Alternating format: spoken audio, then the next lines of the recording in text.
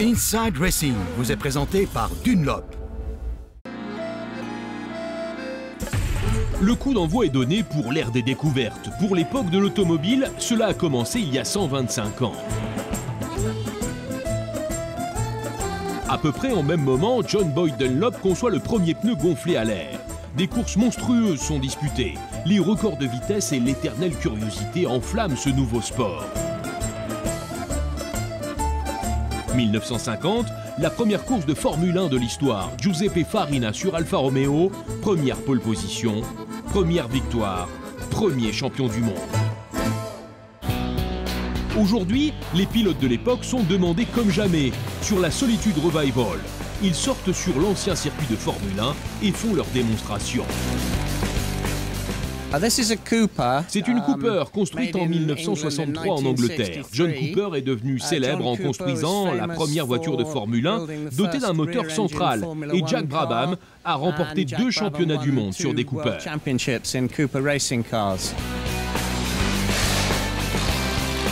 Sa voiture de course, légendaire, une pièce rare car seuls 3 ont survécu, fidèle à l'original, c'est impératif. Dunlop fabrique de nouveau ses pneus exactement comme dans les années 60 pour qu'on puisse rouler à nouveau sur les anciens caoutchoucs. Le reste de la voiture est quasiment d'origine, comme en 1963. Ce qui change, c'est qu'il y a maintenant des ceintures de sécurité.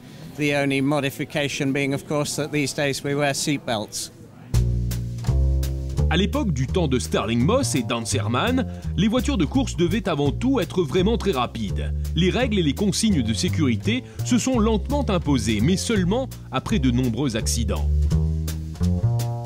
On ne peut pas du tout faire de comparaison déjà par rapport à la voiture. On avait une voiture simplement avec des freins et une pédale d'accélérateur.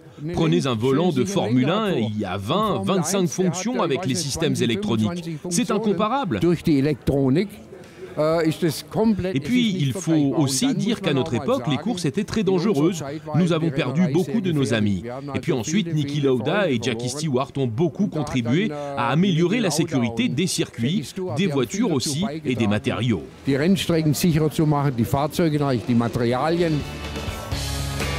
revivre les vieux souvenirs en enfilant le casque élégant. Mais une chose devient poreuse avec le temps, le pneu. Du coup, il est reproduit.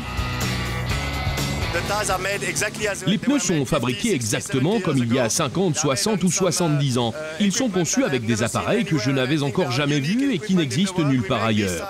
Nous fabriquons ces pneus sur des tambours en bois. Je crois que ça ne se fait qu'ici. À Birmingham, en Angleterre, le fabricant de pneus Dunlop les produit selon l'ancienne formule brevetée, sur des machines aussi vieilles que les anciennes voitures de Grand Prix.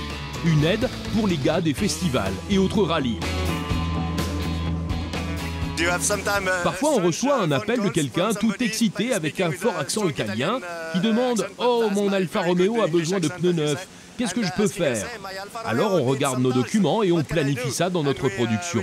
On essaie d'appliquer du mieux possible les souhaits du client et de concevoir les pneus comme à l'époque où la voiture était neuve.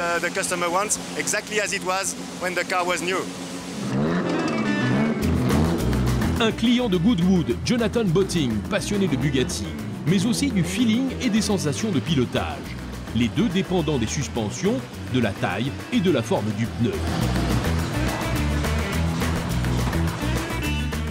Ils sont très fins, mais c'est ce qui rend la conduite si remuante, même à faible vitesse. On peut déjà déraper et c'est bien sûr très sympa à voir. Pour le public, ça n'a peut-être pas l'air très rapide, mais dès qu'on entre dans un virage, surtout dans un qui descend comme celui de Molecombe, alors la voiture devient légère et on peut réellement danser avec elle, tellement elle est légère sur l'axe. C'est vraiment agréable de la piloter. Le souffle de la vitesse passe sur les joues, l'odeur de l'essence plane dans l'air. Le moteur vrombit en plein dérapage sur l'asphalte. Les voitures de course sont faites pour ça. C'était vrai hier comme aujourd'hui.